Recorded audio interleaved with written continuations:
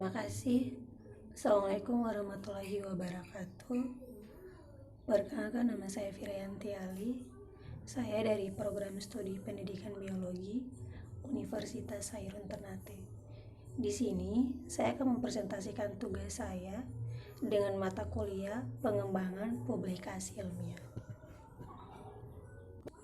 Yang akan saya bahas yaitu kesalahan umum ketika menulis tinjauan literatur pada makalah tertulis. Slide yang pertama yaitu melakukan kajian literatur.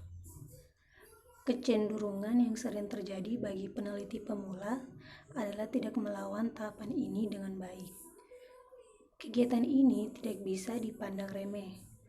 Penelitian yang bertujuan untuk membuktikan kebenaran hipotesis, bahan yang terhimpun melalui literatur dapat digunakan untuk membangun hipotesis yang kokoh.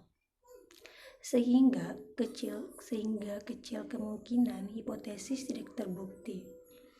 Untuk penelitian yang menggunakan hipotesis sambil jalan seperti pendekatan studi kasus, pendekatan etnografi, bahan hasil kajian literatur bermanfaat untuk memberikan wawasan tentang objek kajian dan membimbing arah peneliti.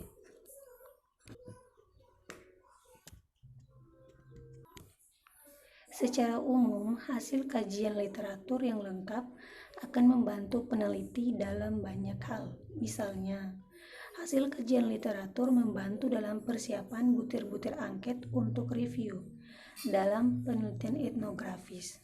Hasil kajian literatur dapat memberikan wawasan tentang masyarakat dan latar penelitian hingga analisis data. Untuk itu, dibutuhkan waktu yang cukup untuk memudahkan pekerjaan.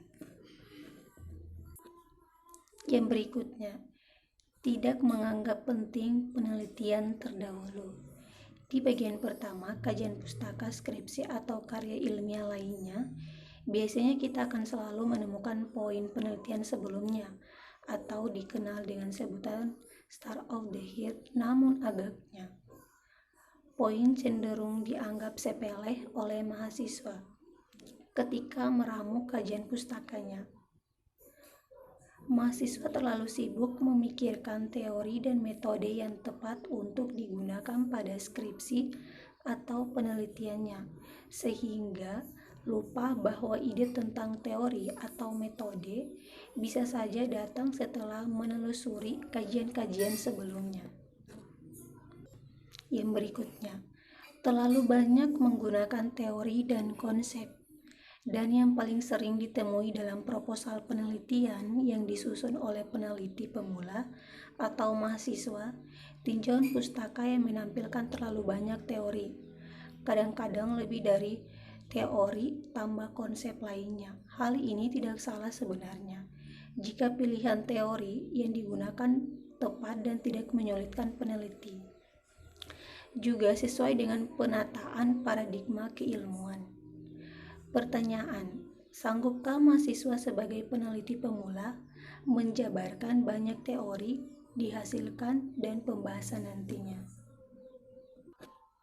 Slide yang berikutnya, tidak paham akan paradigma keilmuan.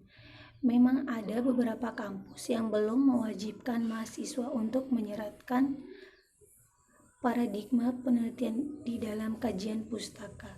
Akan tetapi, poin ini pada dasarnya teramat sangat penting bagi seorang peneliti, terutama sebagai dasar atau fondasi awal yang mengarahkan sifat dan desain penelitinya.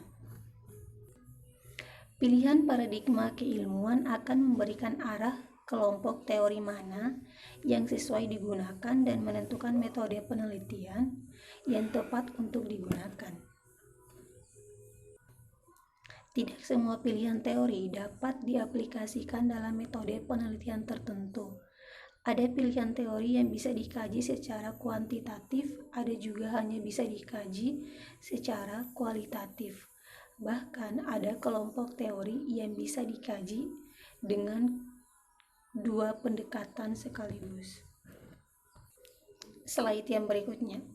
Dalam konteks akademik, karakteristik tinjauan literatur yang berkualitas tinggi, luasnya sumber daya dalam disiplin dan disiplin terkait, kedalaman tinjauan literatur yang mencakup karya historis dan teoris dan kualitas yang sumber.